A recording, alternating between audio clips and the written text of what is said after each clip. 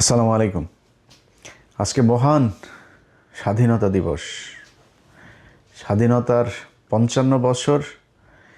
এই ৫৫ বছরে কে কতটুকু স্বাধীন, কতটুকু স্বাধীনতা আপনি ভোগ করছেন, এটা আপনি নিজেরে প্রশ্ন করেন। প্রশ্ন করলে বোঝা যাবেন যে এই স্বাধীনতায় আপনাকে কতটা আপনার প্রতিদিনের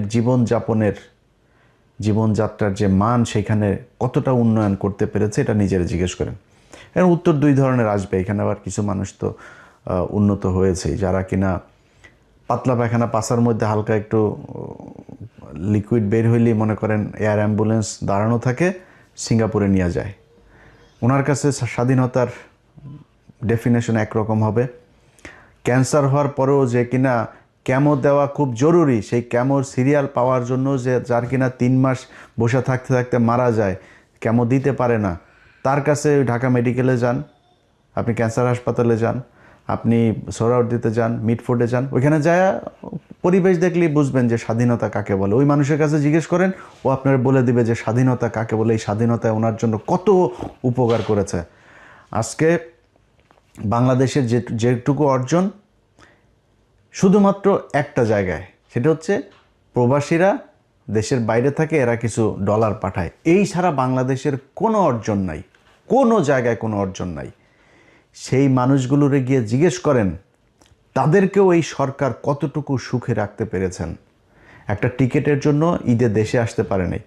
সরকারের তো উচিত প্রতিটা প্রতি 2 ঈদে সবাইকে সমপরিমাণ টিকিটের সমপরিমাণ টাকা দিয়ে দিবে সরকার। আনেন, আপনার দেশে ঈদ করতে মন চায়, ছেলে মেয়েরে পড়ালেখা করান অস্ট্রেলিয়া, ইংল্যান্ডে, আমেরিকায়, কানাডায়, আর ঈদের সময় তাদের সেই লন্ডন গিয়ে আবার বাজার টাজার মার্কেট টার্কেট করে নতুন মডেলের টাইফোন গোল্ড মোল্ড সব কিনে নিয়ে এসে তারপরে ঈদ করতে মন চায়। আর সৌদি আরবের ওই প্রবাসীর ইন করতে মন চায় না। ওরে যায় জিজ্ঞেস করেন স্বাধীনতার মানে কি, ও বলে দেবে। সো আপনারা আমার এই ভিডিওটা যখন দেখছেন, আমাদের এই দেশের স্বাধীনতাটা হইল, এই ভিডিওটা দেখার 24 ঘন্টাও পার হয় নাই। দৌলতদিয়া পাটুরিয়া ঘাটের একটা বাস আস্তে করে ফেরি দিয়ে নেমে পানিতে পড়ে গেল। 40-50 জন যাত্রী নিয়ে, সেখানে আমি ভিডিও করার আগ পর্যন্ত যতটুকু জানতে পারলাম 25 জনের লাশ অলরেডি উদ্ধার করা হয়েছে। আরও কতজন মারা যাবে ঠিক নেই। আপনার এই মরার স্বাধীনতা তৈরি হয়েছে 1971 সালের যুদ্ধ মধ্য দিয়ে। আপনি মরবেন, এটাই স্বাধীনতা। আপনি প্রজা, আপনি ওদের গোলামি খাটবেন। ওদের একজন মারা যাবে, ওদের পরিবারের রাষ্ট্রীয় শোক হবে। আপনি 25 জন না, 25,000 মারা গেলেও রাষ্ট্রীয় শোক ঘোষণা করা হবে না। এটার নামই স্বাধীনতা। এই স্বাধীনতার জন্যে বাংলাদেশের মানুষ 1971 সালে যুদ্ধ করেনি, যুদ্ধ করেও নাই, এটাও বাস্তব কথা।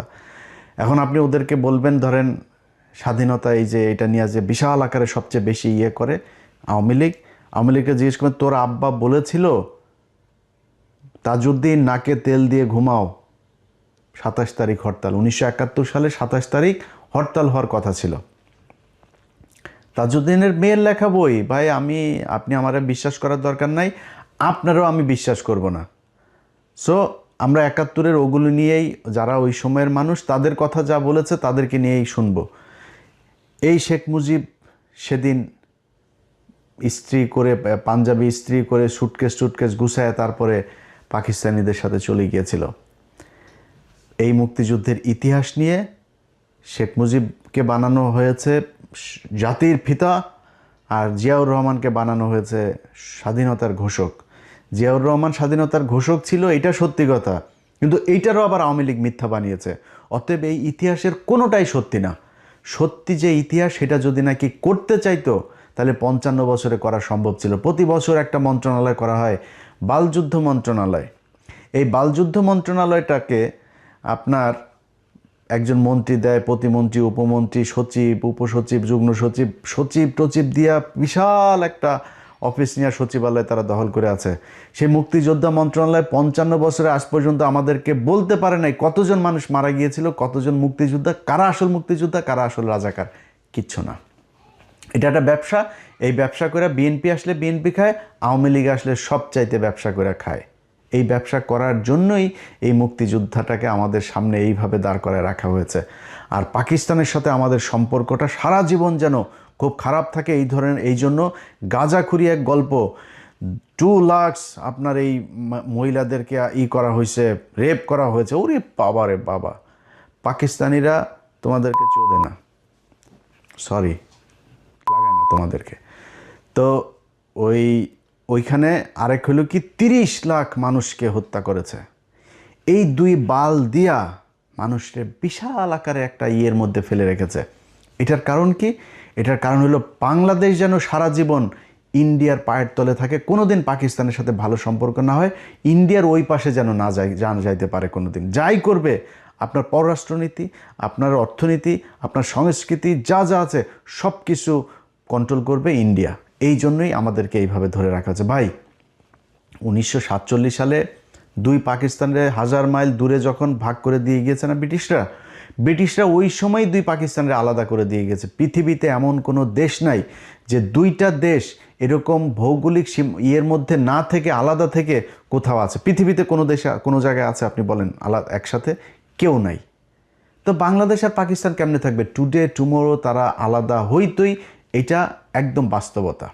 এর বাইরে আমরা কখনোই যাইতে পারতাম না। এক সময় না এক সময় বাংলাদেশ স্বাধীন হয়ে গিয়েছে 1968 সালে, যখন শেখ মুজিব জায়া রয়ের সাথে আগরতলায় গিয়ে বৈঠক করেছে। পাকিস্তানিরা দয়া করে ওরে মাফ করে দিয়ে, ওরে তো ওই সময় ঝুলাই দেওয়া দরকার ছিল, ওরে মাফ করে দিয়ে তারপরেও চেয়েছে একসাথে থাকতে। তারপরেও কন্টিনিউয়াসলি এই পাকিস্তানিদের সাথে যুদ্ধ, পাকিস্তানিদের লোকজনকে মারা, পাকিস্তানি মহিলাদেরকে রেপ করা। শেখ মুজিব আরে বেটা ইতিহাস পড়তে হইলে মানে নিয়ে তর্ক করতে হইলে কারোর সাথে তর্ক করবি কোনো বিষয় নিয়ে, ন্যূনতম জানবি তো। আমার যদি এখন মেডিকেল টার্ম নিয়ে কথা বলতে পারি, আমি তো টার্মের কোনো কিছুই জানি না। এখন তুই যদি ইতিহাস নিয়ে কথা বলতে চাস, মিনিমাম তোর আব্বা যে বই লিখে গিয়েছে তোরা দাবি করিস, এটার নাম কি? অসমাপ্ত আত্মজীবনী। তোর বাপের অসমাপ্ত আত্মজীবনীর মধ্যে দেখবি এই আদমজি জুট মিলের যে মাঠ, এই কলোনির মাঠের এখানে একটা পুকুর আছে, সেই পুকুরের মধ্যে শেখ মুজিব বলছে কমপক্ষে 500 পাকিস্তানিদের লাশ এখানে হয়ে আছে, কমপক্ষে 500 এই পানির মধ্যে ভেসে আছে। এইভাবে পাকিস্তানিদের সাথে তিলে তিলে তিলে তিলে বাংলাদেশিদের করা হয়েছে। পাকিস্তানিরা আমাদের কিচ্ছু দেয় নাই, পাকিস্তানিরা আমাদেরকে সব জায়গায় শোষণ করে রেখেছে, পাকিস্তানিদের সাথে পাকিস্তানিরা আমাদেরকে দিয়ে কাজ করিয়ে সব নিয়ে গিয়েছে, এখানে কিচ্ছু করে নাই। বেটা পাকিস্তান গিয়েছে আজকে 55 বছর। এই 55 বছরে পাকিস্তান আদমজি জুট মিল দিয়ে গিয়েছে, আদমজি জুট মিল বন্ধ হয়েছে। নিউজ প্রিন্ট কাগজ মিল দিয়ে গিয়েছে, নিউজ প্রিন্ট কাগজ মিল বন্ধ হয়েছে। এই যে বিশ্ববিদ্যালয়গুলো, ঢাকা বিশ্ববিদ্যালয়ের বেশিরভাগ ফ্যাকাল্টিগুলো, ডিপার্টমেন্টগুলো পাকিস্তান করে দিয়ে গিয়েছে, বেশিরভাগ বিভাগ। রাজশাহী বিশ্ববিদ্যালয় পাকিস্তানের করা, রংপুর মেডিকেল এবং রংপুর বিশ্ববিদ্যালয়, সিলেট ওসমানী মেডিকেল পাকিস্তানের করা, ময়মনসিংহ মেডিকেল পাকিস্তানের করা, চিটাং মেডিকেল পাকিস্তানের করা, এই যে কমলাপুরটা পাকিস্তানের করা, এই যে সংসদ ভবনটা পাকিস্তানের করা। স্বাধীনতার অর্জনের মাত্র 2 বছর আগেও যখন খুব তিক্ত সম্পর্ক, তখনও পাকিস্তানিরা এখানে জাহাঙ্গীরনগর বিশ্ববিদ্যালয়টা করে গিয়েছে 1969 সালে। গুগলে সার্চ দিয়ে দেখ এই জাহাঙ্গীরনগর বিশ্ববিদ্যালয় কবে প্রতিষ্ঠিত হয়েছে। সবগুলো বিশ্ববিদ্যালয় দিয়ে সার্চ দিয়ে দেখ, দেখবি যে যেই 23 বছরের বঞ্চনা গাঞ্ছনার ইতিহাস এগুলি শোনায় এই বালের কথা, এই পাকিস্তানিরা এই 23 বছরে এই জিনিসগুলো করে দিয়ে গিয়েছে। যদি না হইতো বালটাও হইতো না। 1974 সালে খালি এই চারুকলাটা হয়েছে, এর বাইরে আজ পর্যন্ত না হয়েছে কোনো নতুন বিশ্ববিদ্যালয়, না হয়েছে ফ্যাকাল্টি। এইটার নামই বাংলাদেশের স্বাধীনতা। এই বালের গান শোনায় ভাই আপনি বলবেন যে হ্যাঁ ওরা আমাদের শোষণ করার জন্য এখানে, এই জাহাঙ্গীরনগর বিশ্ববিদ্যালয় এখানে করেছে পাকিস্তানের লোক এসে পড়ার জন্য, তোর লোকেরা শিক্ষিত করার জন্য এগুলো বানিয়েছে, তারা করেছে এগুলো। এই যে পিজি হাসপাতালটা, এই পিজি হাসপাতাল, ঢাকা মেডিকেল হাসপাতাল লেখ, ওইখানে দেখবি যে পাকিস্তানি ডাক্তারদের কি অবদান, কি করে গিয়েছে তারা এই হসপিটাল। এটা তো 500 বেডের ছিল এক সময়, পরে 1800 বেড। এগুলো কারা করেছে? এই পিজি হাসপাতালের বঙ্গবন্ধু বিশ্ববিদ্যালয় কারা করেছে? পাকিস্তানিরা করেছে। আজকে তাদের সাথে আমাদের বিশাল খারাপ সম্পর্ক। ভাই কোনো সমস্যা নেই, আমি এগুলো বলার মানে এটা না যে আমরা আবার পাকিস্তানিদের সাথে আলাদা হইতে, বা আলাদা হওয়ার দরকার নাই। আমেরিকার সাথে জাপানের আজকে মধুর সম্পর্ক, দক্ষিণ কোরিয়ার মধুর সম্পর্ক, ভিয়েতনামের মধুর সম্পর্ক। ভাই তাদের সাথে যুদ্ধ হয় নাই। আজকে আফগানিস্তানের সাথে রাশিয়ার সম্পর্ক ভালো, একসময় এরা যুদ্ধ করে স্বাধীন হয়েছে ওদের কাছ থেকে, আমেরিকায় আফগানিস্তানকে সাহায্য করেছে। এটাই কৌশল। যার যখন যাকে দরকার হবে, এই ইরানের সাথে রাশিয়ার সম্পর্ক খারাপ ছিল না, তারা আজকে রাশিয়ার কাছ থেকে সব সুযোগ সুবিধা নিচ্ছে না। আমাদের এই সুযোগ সুবিধা যেন আমরা নিতে না পারি, ভারতকে যাতে আমরা ওভারটেক করে কোথাও যাইতে না পারি, এই জন্য এই ধরনের এই গাঁজাখুরি গল্প সব জিয়ে রাখা হয়েছে, যেন পাকিস্তানিদের সাথে আমরা কোনোভাবে কোনো সুযোগ সুবিধা, কোনো চুক্তি, কোনো কিছু করতে না পারি। ভাই, পাকিস্তান আলাদা, আমরা আলাদা। আমি আমার কাজে পাকিস্তানকে কাজে লাগাবো, পাকিস্তান পাকিস্তানের কাজে আমাকে কাজে লাগাবে। এইভাবেই চলতে হবে। এখন যদি নাকি আপনি বলেন যে ভারতের সাথে আমাদের যে সম্পর্ক, ভারত হলো আমার ভাই, ভারত কয়দিন আগে আমাদের তেল দিয়েছে, তেল নাকি কার বলতে গেলে আবার মুখ খারাপ হয়ে যায়, বুঝছেন, আমি কন্ট্রোল করতে পারি না। ওদের কার নাকি কোন দিক দিয়ে নাকি তেল দিয়েছে। আরে ভারত এখন তেল না, ভারত এখন আরও অনেক কিছু দিতে পারে, কারণ ভারতের এখন চিপার মধ্যে আছে, যেই কারণে ভারত এখন আমাদেরকে কোনো না কোনোভাবে একটা করতে হবে। কিন্তু ভারতের আসল চেহারা কি সেটা বুঝবি, সেটা বুঝতে হলে চল একজন একটু বক্তব্য শুনি তোদের ভারতের আব্বার। ভারত আর হাত গুটিয়ে বসে থাকতে রাজি নয়। তারেক রহমানের দেশে ফেরা এবং প্রধানমন্ত্রী হওয়ার নেপথ্যে ভারতের একটি বড় পরিকল্পনা ছিল, আগেই বলেছি। কথা ছিল আওয়ামী লীগের বিরুদ্ধে কোনো প্রতিশোধমূলক রাজনীতি হবে না এবং উগ্র মৌলবাদী শক্তি, বিশেষ করে জামাতের প্রভাব নিয়ন্ত্রণ করা হবে। কিন্তু প্রধানমন্ত্রী হওয়ার পর থেকেই তারেক রহমানের ভুল বদল শুরু হয়েছে। ভারতের দেয়া সেই প্রতিশ্রুতির কোনো প্রতিফলন এখন আর তার কাজে দেখা যাচ্ছে না। তিনি জামাতকে মন্ত্রিসভায় জায়গা দেওয়ার কথা ভাবছেন এবং আওয়ামী লীগের ওপর রাজনৈতিক নিষেধাজ্ঞা ও আইসিটি ট্রাইব্যুনালের খড়গ বহাল রেখেছেন। বরং চিঠি দিচ্ছেন আইসিটির রায়ের প্রেক্ষিতে শেখ হাসিনা এবং আসাদুজ্জামান খান কামালকে যাতে তাড়াতাড়ি বাংলাদেশে প্রত্যর্পণ করা হয়। দিল্লির কূটনীতিকদের মতে এটি ভারতের সাথে করা বড় ধরনের কথা খেলাপি বা বিশ্বাসঘাতকতা। আওয়ামী লীগের ওপর থেকে নিষেধাজ্ঞার খাড়া তোলার কথা আর উঠছেই না। শেখ হাসিনাকে ফাঁসিতে ঝোলাবার জন্য উল্টে ভারতের কাছে ইউনূস জমানাচ্ছে কড়া চিঠি দিয়ে প্রত্যর্পণ দাবি করছে তারেক রহমান সরকার। এসব কিসের লক্ষণ? এই সব কিছুই কি সেই পুরনো বিশ্বাসঘাতকতার নতুন সংস্করণ নয়? এটা ঠিক, তারেক রহমান সরকারের বয়স সবে 1 মাস। এর মধ্যে চরম সিদ্ধান্ত নেয়নি ভারত, তবে ঘরপোড়া গরু সিঁদুরে মেঘ দেখে ভয় পায়। তারেক সরকারের কাজকর্মে সেই সিঁদুরে মেঘের লক্ষণ কিন্তু স্পষ্ট ফুটে উঠছে। আওয়ামী লীগ নেতাদের জেল মুক্তির কোনো খবর নেই। যারা মুক্ত হচ্ছেন বিচার বিভাগের নির্দেশে নতুন মামলা দিয়ে তাদের আবার ঢুকিয়ে দেওয়া হচ্ছে জেলে। এই যদি বিএনপির গণতন্ত্র রক্ষার আসল ছবি হয় তাহলে সন্দেহ জাগেই। আর ঠিক এই কারণেই হয়তো এবার ভারত আর কোনো বিশেষ দূতের অপেক্ষা না করে অজিত ডোভালের মাধ্যমে সরাসরি 1 মাসের ডেডলাইন দিয়ে দিয়েছে। ভারত তার সাথে কথাবার্তা বলে শুধু কয়েকটি শর্তে, কয়েকটি বিষয়ে কেবল একমত হয়েছিল, কথা নিয়েছিল তারেক রহমানের কাছ থেকে। তাদের মধ্যে 1, ভারতের উত্তর পূর্বাঞ্চলের বিচ্ছিন্নতাবাদীদের যেন বাংলাদেশের মাটি ব্যবহার করতে দেয়া না হয়। 2, দেশে ইনক্লুসিভ রাজনীতি যেন ফিরিয়ে আনা হয়, অর্থাৎ আওয়ামী লীগকে সরকারি নিষেধাজ্ঞা থেকে মুক্ত করা যেন হয় এবং একই সঙ্গে ক্রাইম ট্রাইব্যুনালের অন্যায্য অবৈধ বিচারকে আইন বিরুদ্ধ বলে ঘোষণা করে সেই বিচারকে বাতিল করা। এবং 3, সরকারে কোনোভাবেই চরমপন্থী বা মৌলবাদী শক্তির যেমন জামায়াতের সরাসরি অংশগ্রহণ থাকবে না। ভারতের এই 3 শর্তে সহমত হলে তারেক দেশে ফেরেন এবং ভারত সব রকমের সহযোগিতা দিয়ে তারেকের জয়ের পথ প্রশস্ত করে।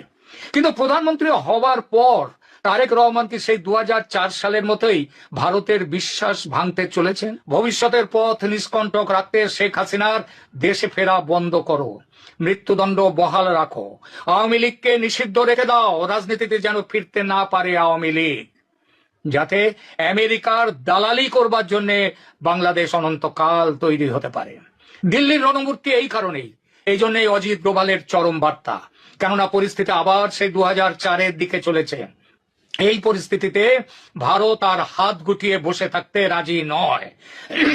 নির্ভরযোগ্য সূত্রের খবর অনুযায়ী সেখানে ডোভাল সাহেব কোনো কূটনৈতিক মারপ্যাচ নয়, বরং সরাসরি টাইম বাউন্ড হুঁশিয়ারি দিয়েছেন বাংলাদেশের ডিজিএফআই কে সামনে বসিয়ে। কি ছিল সেই হুঁশিয়ারিতে?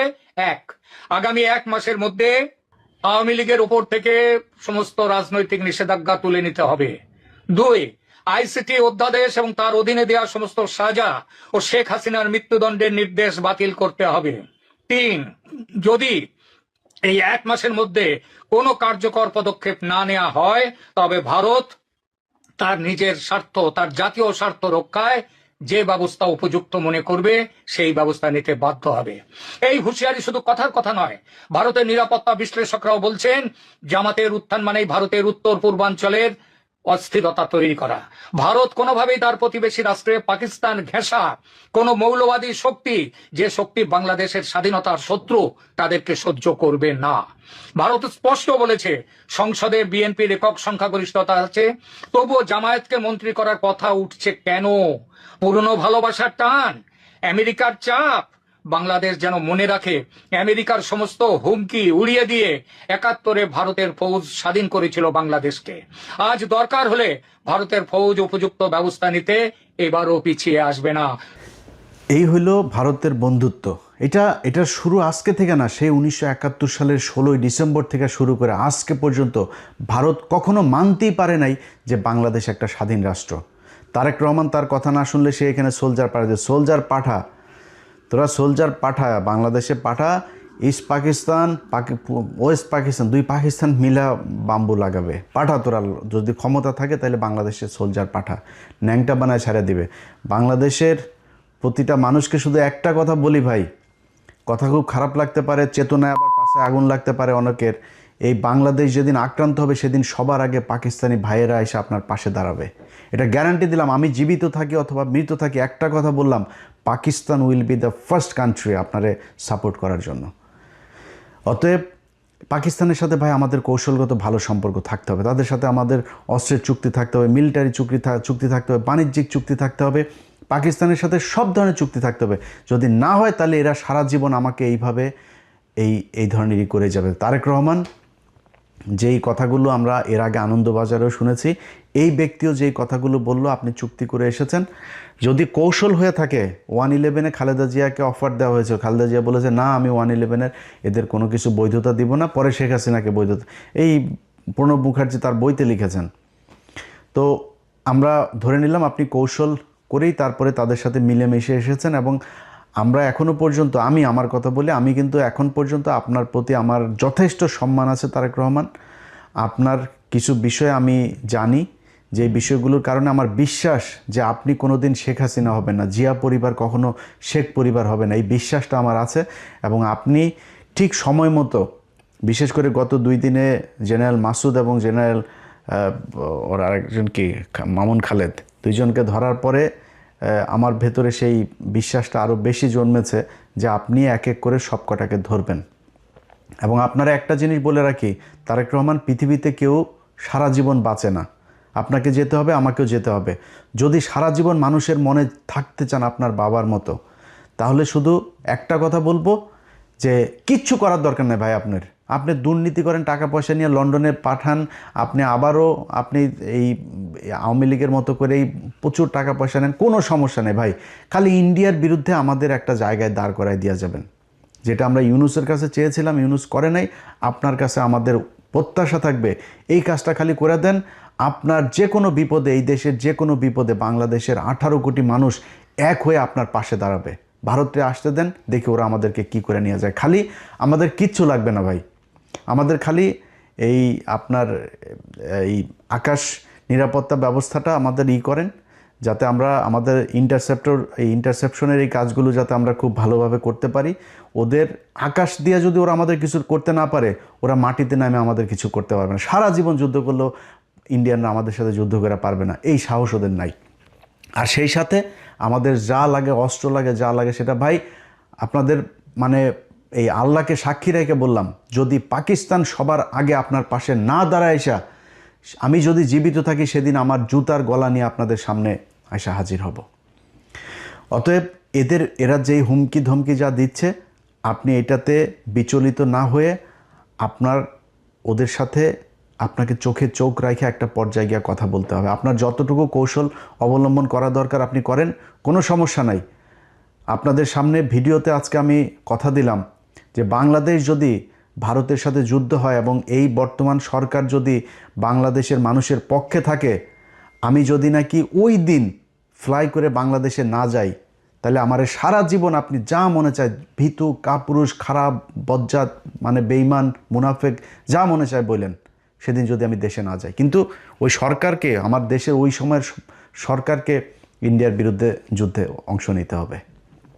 অতএব আপনার যেই এই ভারত যে হুমকি আপনাকে দিয়েছে, এইটাতে আপনি তোয়াক্কা না করে আপনি বাংলাদেশের মানুষের যে চাওয়া পাওয়া, বাংলাদেশের মানুষ, প্রতিটা মানুষ এক একজন সোলজার, যদি প্রয়োজন হয় আমাদেরকে প্রশিক্ষণ দেন, যা প্রয়োজন, যত টাকার, আমরা না খেয়ে বাংলাদেশের মানুষ ঘরের থালা বাটি বিক্রি করে আপনাকে টাকা দিবে, কত টাকা কত ডলার লাগবে, কি অস্ত্র কিনতে হবে, আপনি সেগুলো কিনে এই দেশের মানুষের নিরাপত্তার ব্যবস্থা করেন।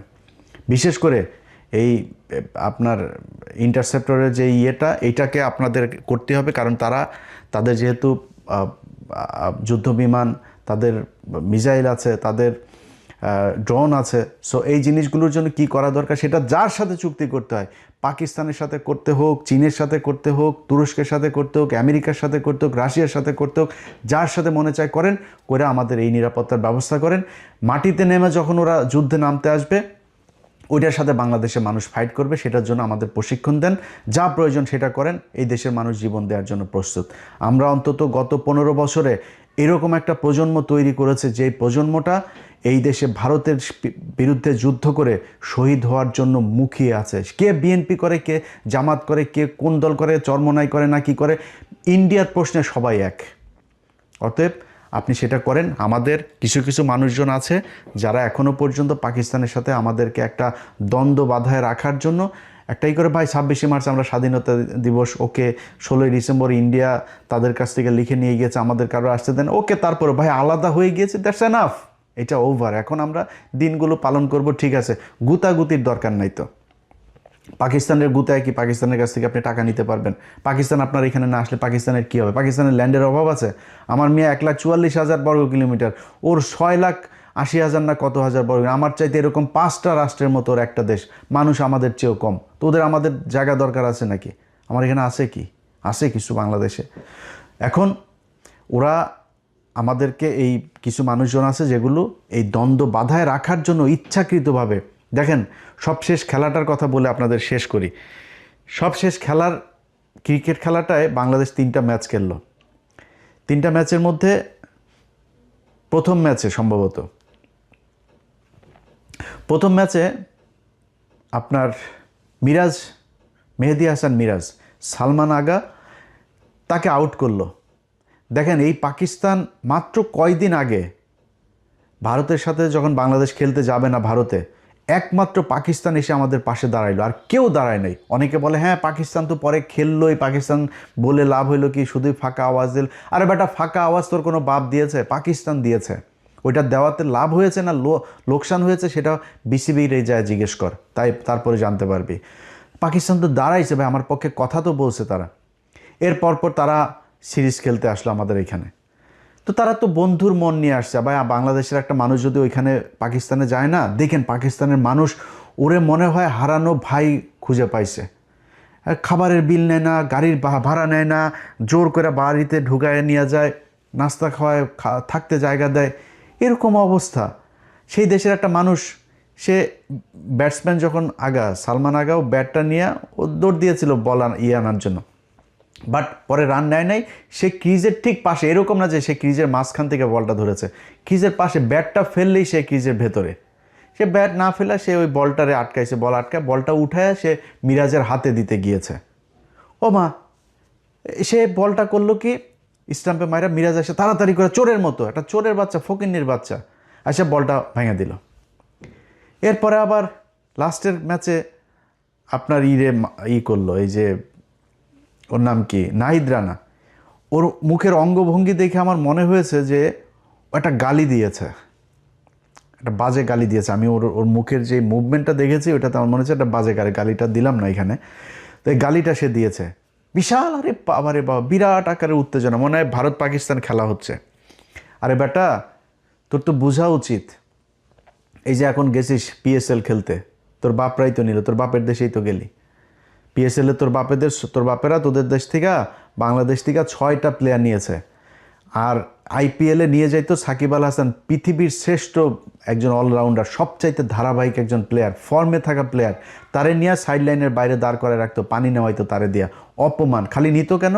বাংলাদেশের দর্শকগুলোর নেওয়ার স্পন্সর আছে না, ওদের তো প্রোডাক্ট বিক্রি করতে হবে, বাংলাদেশের মানুষ দর্শক তো থাকবে না একজন না থাকলে, নিয়ে বসায় রাখতো।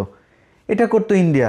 আরে ভাই, ইন্ডিয়া আজকে সেই শুরু থেকে এখন পর্যন্ত সারা জীবন এই যে টেস্ট স্ট্যাটাস, সবার পরে তারা আমাদেরকে দিয়েছে। এই যে টেস্ট স্ট্যাটাস খেলা মানে না, বাংলাদেশের থাকা উচিত না। এই যে এই সেবাগ, বীরেন্দ্র সেবাগ, এই শালা বলছিল যে বাংলাদেশের টেস্ট স্ট্যাটাস থাকার উচিত না। এরা ইন্ডিয়া খালি খেলা না, বাংলাদেশের প্রতিটা জায়গায় প্রতিটা সেক্টরে তারা সারা জীবন, এই যে কয়দিন আগে আপনার এই যে বাংলাদেশ থেকে আপনি দেখছেন না যে বাংলাদেশের মানুষজনরা এখন আর আসতে দিবে না, কারণ বাংলাদেশের মানুষ এখানে ওই আপনার ইয়েগুলো, এখানকার সরকারি যে সুবিধাগুলো আছে এই সুবিধাগুলো বেশি উপভোগে। যেমন ধরেন কারো মা অসুস্থ, বাবা অসুস্থ, তার ট্রিটমেন্টের জন্য এখানে আপনি ঘরে রাখলেও আপনারে কিছু টাকা দেয়। আপনার অনেক এরকম বাচ্চাদের জন্য চাইল্ড সাপোর্ট দেয়, অনেক ধরনের এই প্রণোদনা আছে, এগুলো দেয়।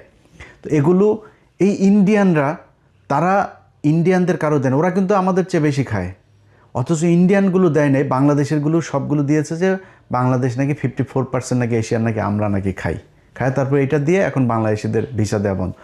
ভাই প্রতিটা জায়গায় আপনি 1971 সালের মুক্তিযুদ্ধের পর এটা নিয়ে কোনো বিতর্ক নাই, প্রতিটা মুক্তিযুদ্ধের কাছে জিজ্ঞেস করবেন যে ইন্ডিয়ানরা আমাদের এখান থেকে কি পরিমাণে, পাকিস্তানের 92,000 এই সোলজার তারা আপনার অস্ত্র রেখে আসলো, আমাদের এই যে মিল কল কারখানা মানে পাকিস্তান যা করে দিয়ে এসেছিল, এগুলির থেকে দামি দামি যন্ত্রপাতি সব ইতিহাসের সব জায়গায় এগুলোর আপনার উল্লেখ করা আছে।